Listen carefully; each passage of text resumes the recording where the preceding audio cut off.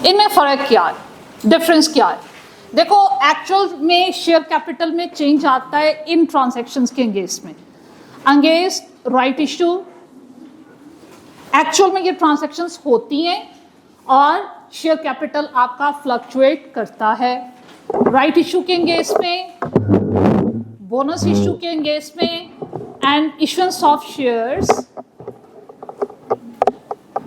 At full market price.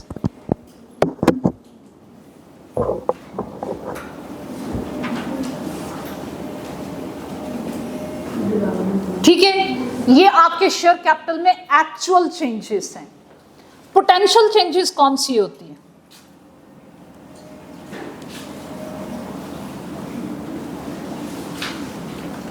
Convertible preference shares के against में, convertible bonds के against में,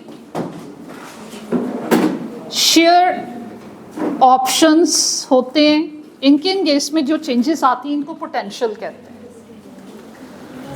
अब इनको डिटेल में डिस्कस करेंगे, लेकिन शेयर कैपिटल में चेंज आए या ना आए, EPS you have to calculate. लेकिन अगर आप ईपीएस कैलकुलेट कर रहे हो आफ्टर एक्चुअल चेंजेस, अगर आप शेयर कैपिटल में ये जो एक्चुअल चेंजेस आ रहे हैं इनके अंगेंस्ट में जो आप ईपीएस फाइंड आउट करते हो, उस ईपीएस को नाम देते हो बेसिक ईपीएस का। अभी सम मोमेंट्स बिफोर आपने जितने भी क्वेश्चन सॉल्व किए रिक्वायरमेंट में यही वर्ड लिखा हुआ था कि करंट ईयर का ईपीएस फाइंड आउट करने के लिए वो टाइटल क्या यूज करता है, बेसिक ईपीएस। लेकिन अगर आप पोटेंशियल चेंजेस के बाद ईपीएस फाइंड आउट करते हो तो उस ईपीएस का नाम बदल दिया, उस ईपीएस का नाम वो रख देते हैं डाइल्यूटेड ईपीएस। एक्चुअल चेंजेस के अंगेंस्ट में जो ईपीएस है वो कौन सा कहलाता है, बेसिक। और पोटेंशियल चेंजेस के बाद जो आप ईपीएस, तरीकाकार वही है, earning available divided by outstanding number of shares, तरीकाकार वही है, ईपीएस का नाम चेंज हो गया। और हमने उसको बेसिक ईपीएस कहने की बजाय क्या नाम देना है, डाइल्यूटेड ईपीएस। ओके जनाब, ये पोटेंशियल चेंजेस हैं क्या, इनको जरा थोड़ा सा डिस्कस करते हैं।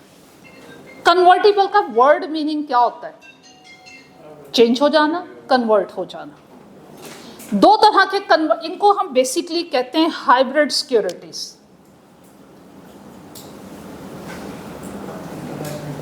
हाइब्रिड सिक्योरिटीज इनको क्यों कहते हैं, इसमें दो तरह की करैक्टरिस्टिक्स हो सकती हैं।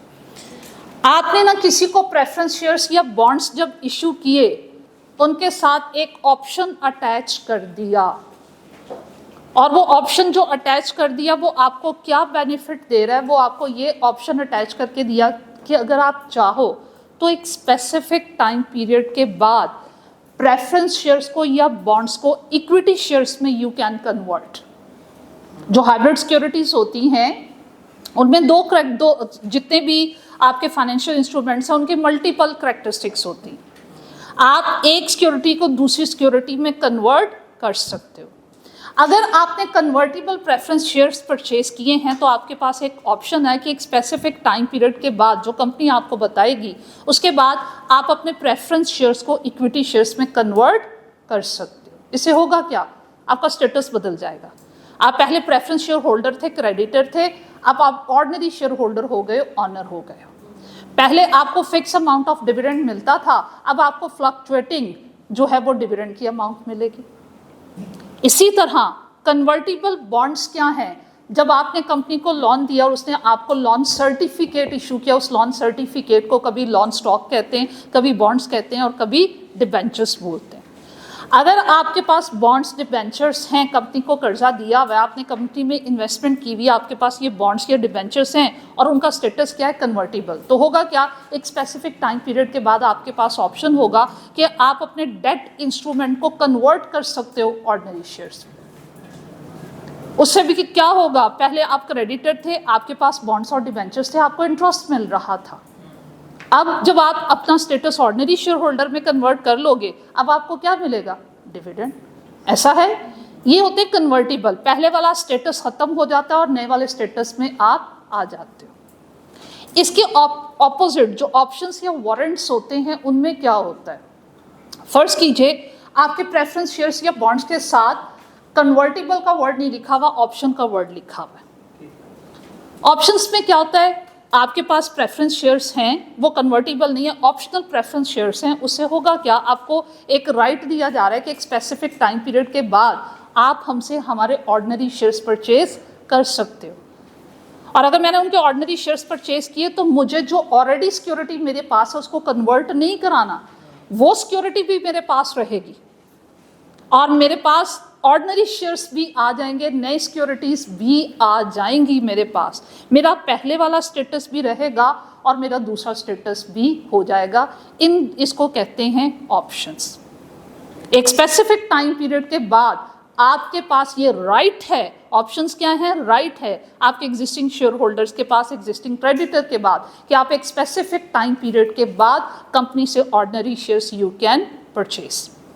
और हम क्योंकि ऑलरेडी इन रिलेशन है विद कंपनी, हम उनके स्टेक होल्डर हैं, चाहे क्रेडिटर की फॉर्म में या प्रेफरेंस शेयर होल्डर की फॉर्म में, तो डेफिनेटली कंपनी के बहुत सारे एक्सपेंसेस सेव हो जाएंगे। एडवर्टाइजमेंट, प्रॉस्पेक्टस और ये वो ट्रांजैक्शन ब्रोकरेज के चार्जेस नहीं होंगे। तो कंपनी क्या करेगी? हमें कम कीमत पे वो शेयर्स इशू करेगी। ठीक है, तो जब ये अब ये कन्वर्जन किस पे डिपेंड कर रही है? इन्वेस्टर पे डिपेंड कर रहा है कि वो कन्वर्ट करवाए या फिर कन्वर्ट ना कराए, ऑप्शन को एंटरटेन करे या ऑप्शन के एंगेज में शेयर्स परचेस ना करे, ये टोटली उस पे डिपेंड कर। क्या डिफरेंस को अंडरस्टैंड किया? ओके, तो अब इनसे भी क्या होगा? देखो इनसे चेंजेस क्या आएंगे। सबसे पहले मैं कन्वर्टिबल प्रेफरेंस शेयर्स की बात करती हूँ। अब मैं फाइनेंशियल ग्राउंड्स पे बात करने जा रही हूँ। मेरे पास कन्वर्टिबल प्रेफरेंस शेयर्स थे, मैंने उनको कन्वर्ट करवा दिया ऑर्डिनरी शेयर्स में। अब जब मेरे पास पहले प्रेफरेंस शेयर्स थे, अब नहीं है। पहले उनके एंगेज में मुझे डिविडेंड मिल रहा था, अब मुझे डिविडेंड उनके एंगेज में नहीं मिलेगा। वो डिविडेंड क्या हो जाएगा? सेव हो जाएगा।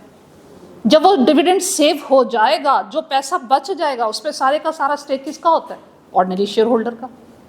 तो जो प्रेफरेंस डिविडेंड आपका सेव होगा, earning available to ordinary share holder में ऐड हो जाएगा। इस पॉइंट को, इस लॉजिक को समझा?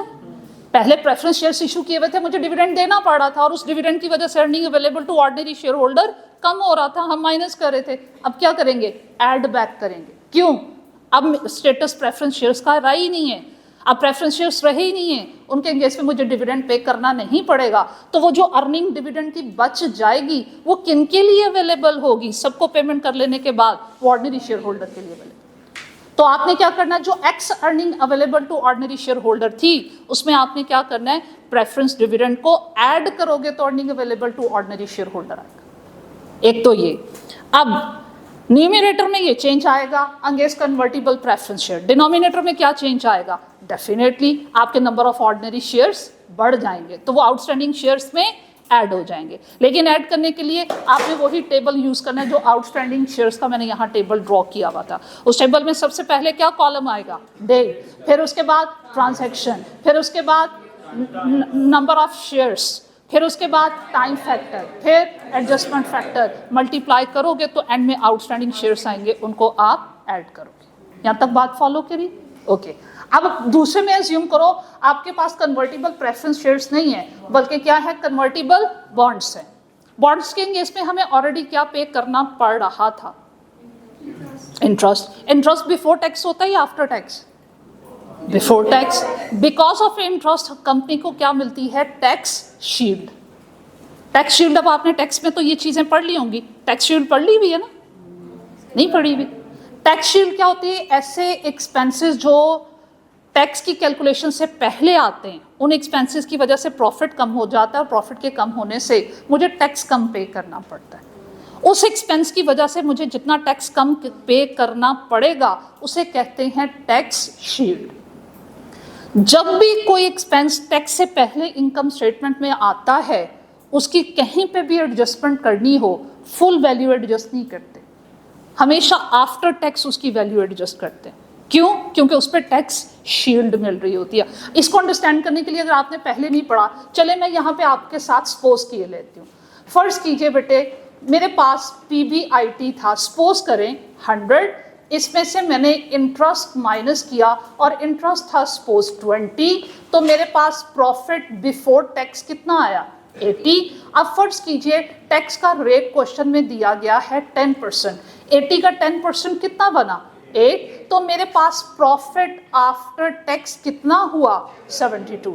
ये जो प्रॉफिट आफ्टर टैक्स है ये बेसिकली अवेलेबल है for ordinary share holders. Am I right?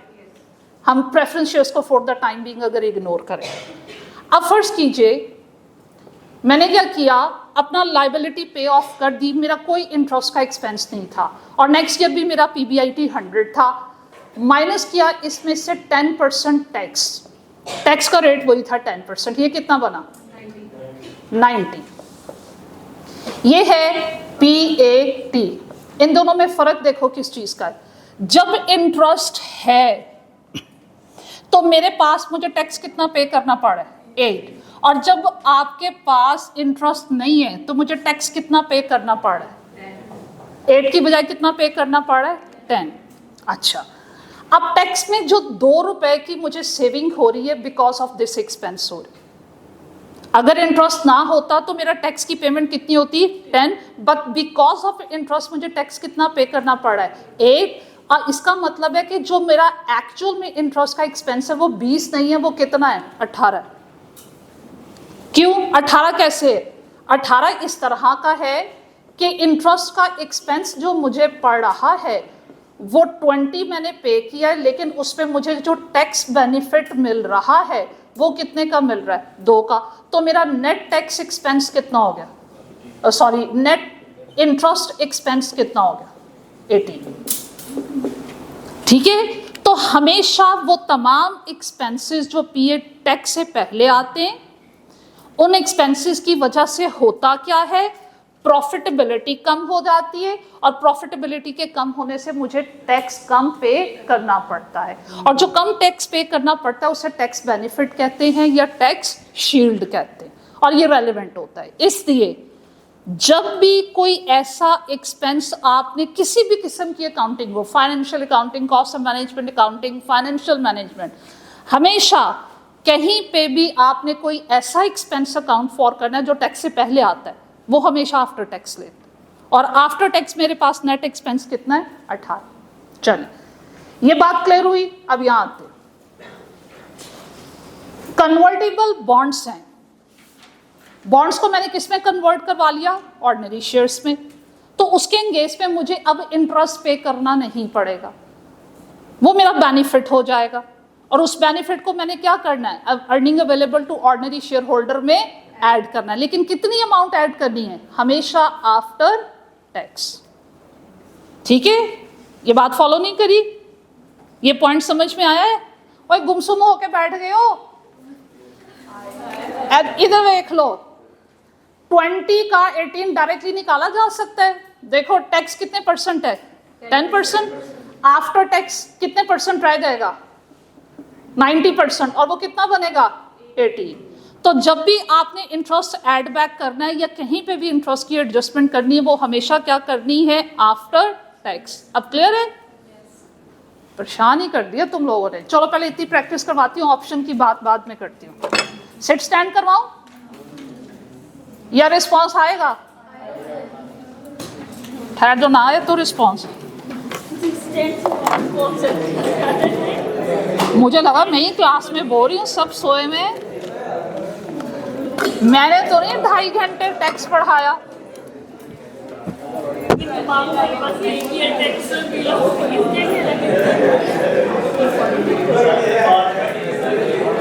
मैं प्लान करके आई थी कि चैप्टर वाइंड अप करेंगे। Silent please.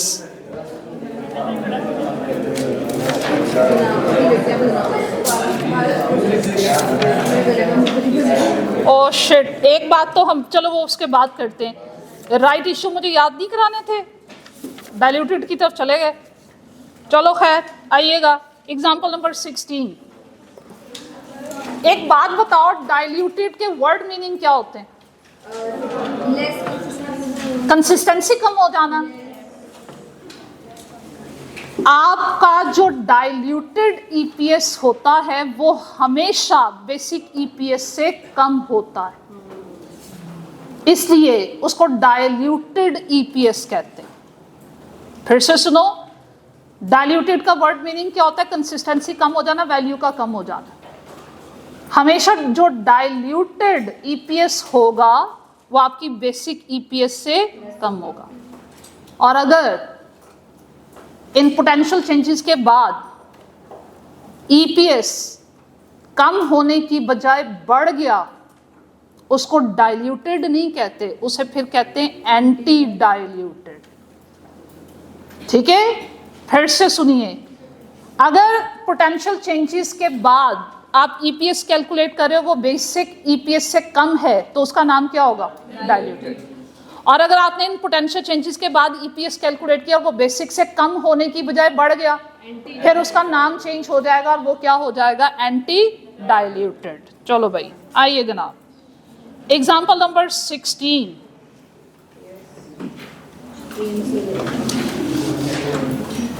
Page number 356। ये देखो, उसने रिक्वायर क्या किया? रिक्वायरमेंट पे पहले फोकस करेंगे। उसने ना सिर्फ आपसे डाइल्यूटेड बल्कि बेसिक भी रिक्वायर किया है। बेसिक बिफोर चेंज होता है, बिफोर पोटेंशियल चेंज बेसिक और आफ्टर पोटेंशियल चेंजेस डाइल्यूटेड। वो मतलब डिपेंड कि वो बढ़ रहा है या कम हो रहा है। वो कम हो रहा होगा इसलिए उसने ये लिख दिया। Ben Limited had profit after tax of 200 million. Following shares are in issue since incorporation. जब से ये कंपनी बनी है 1 जनवरी 2021 से, तब से लेकर अब तक 100 मिलियन के ऑर्डिनरी शेयर्स इशू हो चुके और पार वैल्यू कितनी है? 10। और इसके अलावा वो कहता है 20 मिलियन के 8% कौन से शेयर्स हैं? अब आगे पढ़ने की जरूरत नहीं है कि डिक्लेयर्ड है या नहीं है, डिविडेंड निकालो। 20 मिलियन और पार वैल्यू है बेटा जी 20। मुझे बताओ डिविडेंड कौन सी अमाउंट पे कैलकुलेट किया जाता है? हमेशा पार वैल्यू पे। ठीक है, फेस वैल्यू। हमेशा याद रखिएगा, डिविडेंड कभी भी मार्केट वैल्यू पे कैलकुलेट नहीं होता। डिविडेंड हमेशा par value, face value, registered value पे कैलकुलेट होता है। आपके प्रेफरेंस शेयर्स हैं बेटे 20 मिलियन के और एक शेयर की पार वैल्यू है 20। टोटल पार वैल्यू कितनी हो गई? 20 इंटू 20, 400 मिलियन रुपीस के कम्युलेटिव प्रेफरेंस शेयर्स हैं जिन पे 8% आपको डिविडेंड पे करना है। तो आपके पास 400 का 8% कितना हो गया? 32। तो देखो प्रॉफिट आफ्टर टैक्स 200 है। कम्युलेटिव क्योंकि प्रेफरेंस शेयर्स हैं इसलिए इनका डिविडेंड माइनस करेंगे ना? जाग रहे हो? क्योंकि कम्युलेटिव हैं इसलिए प्रॉफिट आफ्टर टैक्स में से इनका 32 का डिविडेंड माइनस होगा। अर्निंग अवेलेबल कितनी है ऑर्डिनरी शेयर होल्डर के पास after the payment of cumulative preference dividend? 200 minus 32 कितनी बनती है? ये लिख लो एक जगह। प्रॉफिट आफ्टर टैक्स है 200, प्रेफरेंस डिविडेंड है 32। ये 32 कैसे आए? ये सबको क्लियर हुआ है? ओके। तो earning available to ordinary share holder कितनी हो गई? 168। हाँ जी, बेसिक के लिए क्या करेंगे हम? पोटेंशियल चेंज को इग्नोर करते हुए जो already number of shares ordinary shares issue हो चुके हैं उनसे डिवाइड करोगे और वो कितने हैं? 100। तो 168 ओवर 100 की आपकी बेसिक ईपीएस कितनी आई? 1.68। देखो इसमें मैंने पोटेंशियल चेंज को अकाउंट फॉर नहीं किया। क्यों? क्योंकि अभी मैं क्या कैलकुलेट करी थी? बेसिक। और जब वो आपसे डाइल्यूटेड या एंटी डाइल्यूटेड रिक्वायर करे तो चेंजेस की तरफ चलते हैं। ठीक है, कहता है one preference share is convertible into 2 ordinary shares on 31st December 2025। ये 2025 में जाके कन्वर्ट होगा, लेकिन कन्वर्ट जब होगा तो मैं हमने क्या बात की है कि हमेशा ये जो ट्रांजैक्शंस होंगी हम इनका इफेक्ट प्रीवियस ईयर में ही लेना शुरू कर देंगे। कन्वर्जन जाके कंफर्म 2025 में होनी है, लेकिन इसका इफेक्ट हमने प्रीवियस ईयर में शो करना, 2022 में बैठे हुए हैं हम क्वेश्चन के अकॉर्डिंगली। तो भाई अगर हम कन्वर्जन करवा लेते हैं तो एक प्रेफरेंस शेयर के बदले में ऑर्डिनरी शेयर्स कितने मिलने? 2 मिलने। प्रेफरेंस शेयर्स हैं कितने? 20। फिर से सुनो मेरी बात, एक प्रेफरेंस शेयर के बदले में कितने ऑर्डिनरी शेयर्स मिलने? 2। तो 20 के बदले में कितने ऑर्डिनरी शेयर्स मिलेंगे? 40 हो जाएंगे। तो मुझे एक बात बताओ, पोटेंशियल चेंज से पहले जब आपने बेसिक ईपीएस कैलकुलेट की है, आपने कहा ऑर्डिनरी शेयर होल्डर के लिए अर्निंग अवेलेबल है इतनी, डिवाइडेड बाय जितने चेंज से पहले नंबर ऑफ शेयर्स थे 100, यू सेड कि भाई ये है मेरे पास 1.68 पर शेयर। अब चेंज की तरफ जाते हैं, अगर मैं चेंज की तरफ जाऊंगी तो होगा क्या? एक प्रेफरेंस शेयर 2 ऑर्डिनरी शेयर्स में कन्वर्ट होगा और 20 किस में कन्वर्ट होंगे? 40। तो ऑर्डिनरी नंबर ऑफ शेयर्स कितने हो जाएंगे? 140 हो जाएंगे। ऐसे ही है। क्या अर्निंग पे कोई इफेक्ट होगा? होगा। पहले हम प्रेफरेंस शेयर होल्डर को डिविडेंड दे रहे थे, अब हमें उनको डिविडेंड देना नहीं पड़ेगा। वो डिविडेंड जो स्पेयर हो जाएगा वो अर्निंग अवेलेबल होगी ऑर्डिनरी शेयर होल्डर के लिए ऐड हो जाएगा। ये मेरा बेटा कितना हो जाएगा? 200/140 कितना बना? 1.43। ये डाइल्यूटेड है या एंटी डाइल्यूटेड है? तो अब इसको नाम दे देना है डाइल्यूटेड। फर्ज करो आपने नया कैलकुलेट किया, वो आता अगर आपके पास 2 पर शेयर, फिर इसको क्या नाम देते? फिर इसको नाम देते हम एंटी डाइल्यूटेड।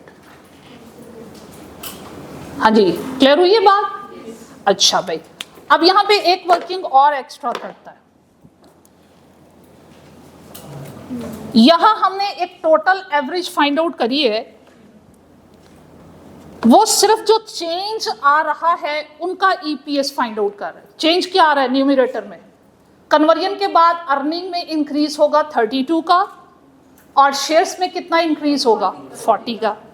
ये जो इंक्रीज होगा वो इसे कहता है इंक्रीमेंटल ईपीएस का नाम देता है, कि सिर्फ जो चेंजेस आ रही है उनकी बेस पे ईपीएस फाइंड आउट करो।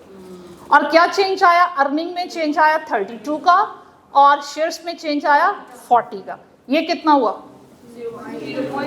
0.8 पर शेयर। अब जो इंक्रीमेंटल ईपीएस है बेटे वो भी डाइल्यूटेड या एंटी डाइल्यूटेड हो सकता है, और उसके लिए भी कंपैरिजन आपने किसके साथ करना है?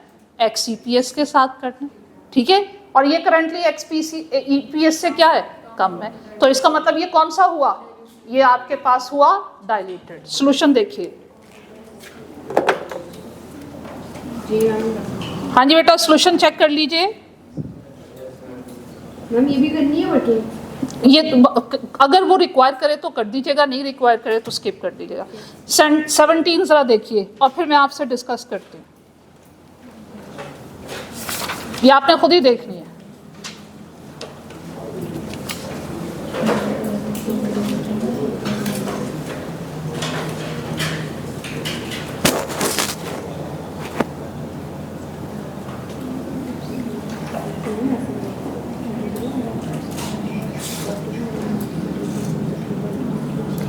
पहले एक प्रेफरेंस शेयर 2 ऑर्डिनरी शेयर्स में कन्वर्ट हो रहा था, अब उसने उल्टा कर दिया।